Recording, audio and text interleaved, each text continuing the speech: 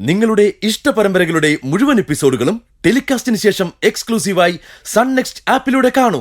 Indian ഉപഭോക്താക്കൾക്ക് മാത്രം സൗജന്യം. നിങ്ങൾ സമാധാനത്തോടെ സന്തോഷത്തോടെയാണ് ജീവിക്കുന്നത് ഉറപ്പിച്ചിട്ട് വേണം എനിക്ക് തിരിച്ചു പോകാൻ.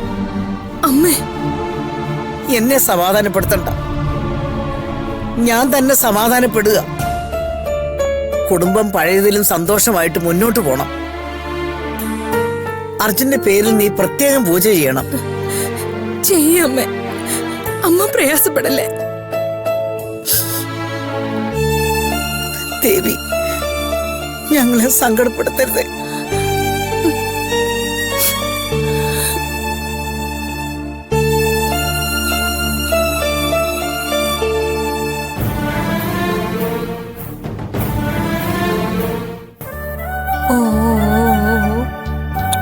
കരയില്ലടാ. കരയല്ലേ മോളെ, വേദനയൊക്കെ ഉടനെ മാറും. അസുഖങ്ങൾ വരാതിരിക്കാനല്ലേ വാക്സിനേഷൻ. കരയല്ലേ മോളെ. അർജുൻ സർ,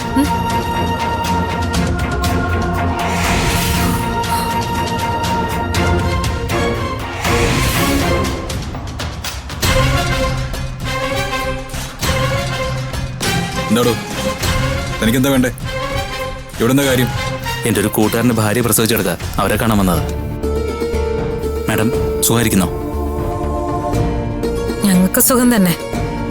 തന്റെ റാണി എന്തു പറയുന്നു? എടോ, താനൊരു നല്ലവനാ. റാണി ജയിലിലായിരിക്കുമ്പോ അവളെ ഉപദേശിച്ച് നേർവഴിക്ക് കൊണ്ടുവാ. ഞാൻ ശ്രമിക്കുന്നുണ്ട് മാഡം. അവളെ ജയിലിൽ നിന്ന് ഇറങ്ങാൻ കാത്തിരിക്കായിരുന്നു ഞാൻ. പക്ഷേ എന്താ ശ്രീകുമാർ ഒരു പക്ഷേ? അവളിപ്പോ ഒളിവില്ലേ മാഡം. മനസ്സിലായില്ല. ജയിലിൽ അവള് സ്റ്റാഫുകൾക്ക് തലവേദനയായിരുന്നു. ആരെയും അനുസരിക്കാൻ കൂട്ടാക്കിയിരുന്നില്ല.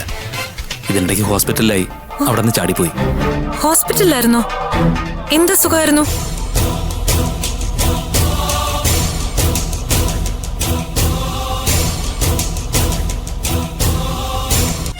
അതൊക്കെ ഡീറ്റെയിൽ ആയിട്ടൊന്നും അറിയില്ല. പോലീസ് എന്നെ അന്വേഷിച്ച് വന്നിരുന്നു. വേണ്ട ശ്രീകുമാർ, എനിക്കെന്തോ അവളുടെ കഥകൾ കേൾക്കാൻ പേടിയാ. എന്നെ കൊല്ലാനുള്ള പകയുമായി നടക്കുന്നവളാ. അവളെ കുറിച്ച് ഇനി എനിക്കൊന്നും കേൾക്കണ്ട. അജുവേട്ടാ, നമുക്ക് പോവാം. ആ പോവാം.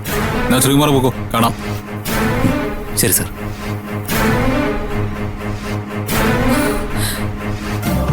സന്തോഷിച്ചു വരികയായിരുന്നു. അപ്പോഴാ അവളെ കുറിച്ച് കേട്ടത്.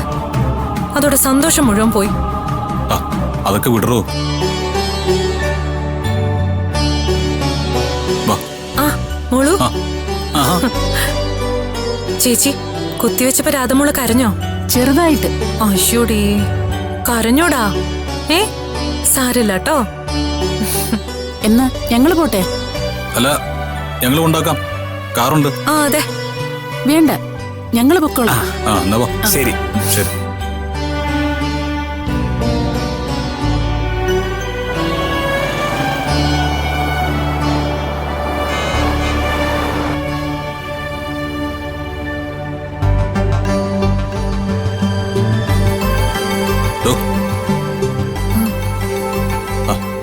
എന്താടോ അങ്ങോട്ട് പോയപ്പോ ഉണ്ടായിരുന്ന ഉത്സാഹമൊക്കെ പോയോ? ഒരുപാട് സംസാരിച്ചു, എന്നിട്ട് ഇപ്പതാ തൂങ്ങി പിടിച്ചിരിക്കുന്നു. രാധമോളെ കാണണമെന്ന് ആഗ്രഹിച്ചു, ആ മോളെയും കണ്ടു. എന്നിട്ടിപ്പോ എന്താ ഒരു മൂടൗട്ട്? ആ എന്തെങ്കിലും പറയടോ. ഞാൻ റാണിയെ കുറിച്ച് ആലോചിക്കായിരുന്നു.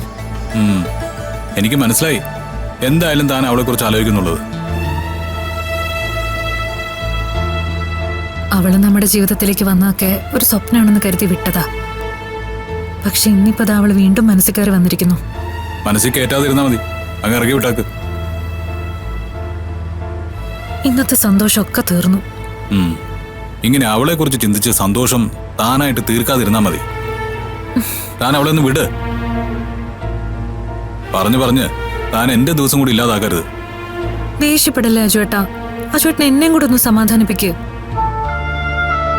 എടോ, അവൾക്ക് നമ്മുടെ ജീവിതത്തില് ഇനി ഒരു കാര്യവുമില്ല. നമ്മുടെ 7 അയലത്ത് പോലും അവള് വരില്ല. അവള് തീർന്നു. കുഴപ്പമൊന്നും വരില്ല അല്ലേ? എടോ, തനിക്ക് എന്നെ വിശ്വാസമുണ്ടോ? അജുവേട്ടനപ്പുറം എനിക്ക് വേറെ ആരെയും വിശ്വാസമില്ല. എങ്കിൽ ഞാൻ പറയുന്നു, ഇനി അവള് നമ്മുടെ ജീവിതത്തിലേക്ക് വരില്ല. ഇനി അഥവാ വന്നു കഴിഞ്ഞാ നമുക്കപ്പം നോക്കാം. ആ, അവളുടെ കാര്യം ഇടാൻ പറഞ്ഞില്ലേ? ജയിലിൽ നിന്ന് അവൾ എങ്ങോട്ടായിരിക്കും ഓടിപ്പോയത്? എന്തായിരിക്കും അവളുടെ ഉദ്ദേശം?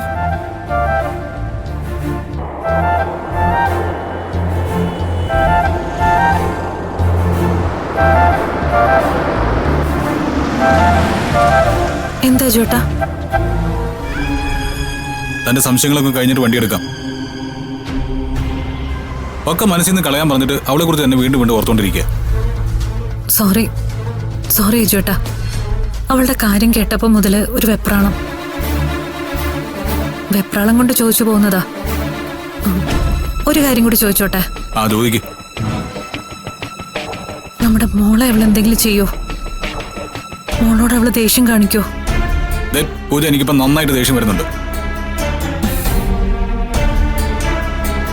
പേടിച്ചിട്ടാ ചേട്ടാ ചോദിക്കുന്നത്? എടോ, ഞാൻ ജീവിച്ചിരിക്കുന്നിടത്തോളം കാലം താനൊന്നും പേടിക്കണ്ട, ആരെയും പേടിക്കണ്ട. അപ്പൊ ചോദിക്കും ഞാൻ മരിച്ചു കഴിഞ്ഞിട്ടോ ഒന്ന്. ഞാൻ മരിച്ചു കഴിഞ്ഞാലും താൻ പേടിക്കേണ്ടി വരില്ല. കാരണം എന്താണെന്നറിയോ? എന്താ?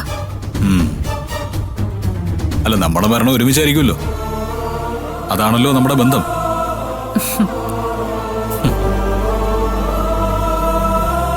പേടി മാറിയോ? മാറി. അപ്പൊ ഇനി പോവാലോ? പോവാ. ആ.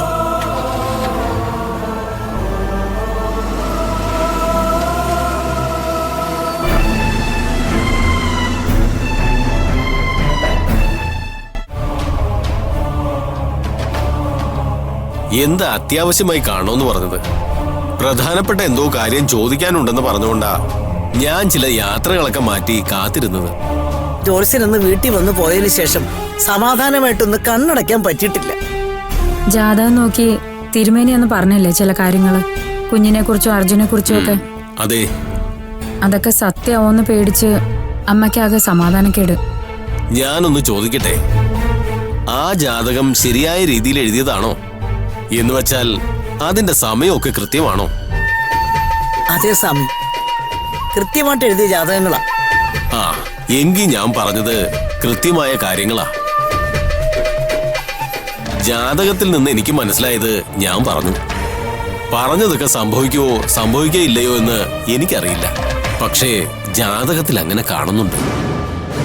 എന്ന് വെച്ചാ ഞങ്ങളുടെ കുഞ്ഞുമോള് ദൂരെ എവിടെയോ കഴിയേണ്ടതായിട്ടാ കാണുന്നതെന്ന്. അതെ, അത് മാത്രമല്ല, ആ കുഞ്ഞ് അച്ഛനെയും അമ്മയും വളരെ കാലം പിരിഞ്ഞിരിക്കാനുള്ള യോഗവും അതിൽ കാണുന്നു. അതെ. ഈശ്വര, എന്തൊക്കെയാ ഞാൻ ഈ കേൾക്കുന്നേ?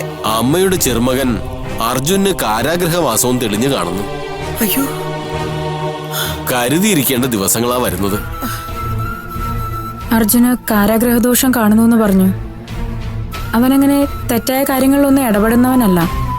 അപ്പൊ പിന്നെ എന്ത് കാരണത്താലാവും അത് സംഭവിക്കുന്നത്? പറഞ്ഞില്ലേ, അങ്ങനെ സംഭവിക്കുമെന്ന് പറയാൻ ഞാൻ ആളല്ല. കണ്ടത് പറയുക മാത്രമേ ഞാൻ ചെയ്തുള്ളൂ. ജാതകത്തിൽ അങ്ങനെ ഒരു വിധി കാണുന്നു. കൂടുതലൊന്നും അതേപറ്റി പറയാൻ ഞാൻ ആളല്ല. അതിന് സാധിച്ചിരുന്നെങ്കിൽ നമ്മളൊക്കെ ദൈവങ്ങളാവില്ലേ? എന്തായാലും ശത്രുക്കൾ ഉണ്ടാവാതിരിക്കാൻ പ്രത്യേകം ശ്രദ്ധിക്കണം. ആ, അർജുൻ ആരെങ്കിലും ശത്രുക്കളുണ്ടോ? അർജുന് മാത്രമല്ല, കുടുംബത്തിലാകെ ഒരു ശത്രു ഉണ്ടായിരുന്നുള്ളൂ, ഒരു പ്രിയ. അവളെ ഇനി പേടിക്കണ്ട, അവള് ജയിലില്ല. അവളുടെ ഒരു കൂട്ടുകാരി ഒരു സാക്ഷി, വേറെ ചില കുഴപ്പക്കാരൊക്കെ ജയിലില്ല. അതുകൊണ്ട് തന്നെ ഇവരെ ആരെയും കൊണ്ടും ഒരു പ്രശ്നം ഉണ്ടാവില്ല.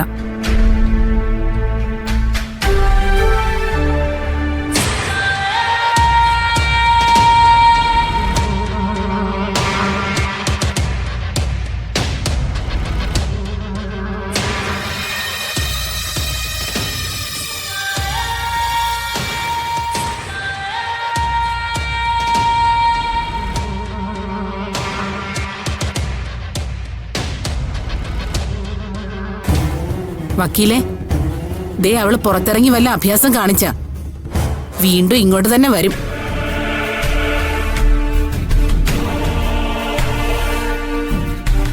ഒരിക്കൽ കൂടെ വന്നാൽ ഇവിടുന്ന് നേരെ ചുവേ പുറത്തു പോവില്ല. അവള് നന്നാവോ വക്കീലെ? മനസ്സൊരുപാട് മാറിയിട്ടുണ്ട്. കഴിഞ്ഞ മാസം എന്നോട് ആ രീതിയിലൊക്കെയാ സംസാരിച്ചത്. ആ എനിക്ക് തോന്നുന്നില്ല. ആ പാവം വിശ്വനാഥ സാറിനെ ജയിലിൽ കയറ്റിയവളാ.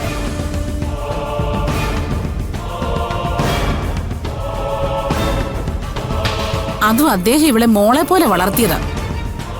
സന്യാസിയെ പോലെയുള്ള ഒരു മനുഷ്യന് ആ മനുഷ്യനോടാ ഇവളീ ക്രൂരത കാണിച്ചത്.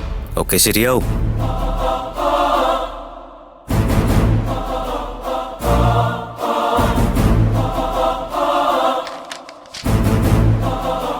ഒപ്പിട്.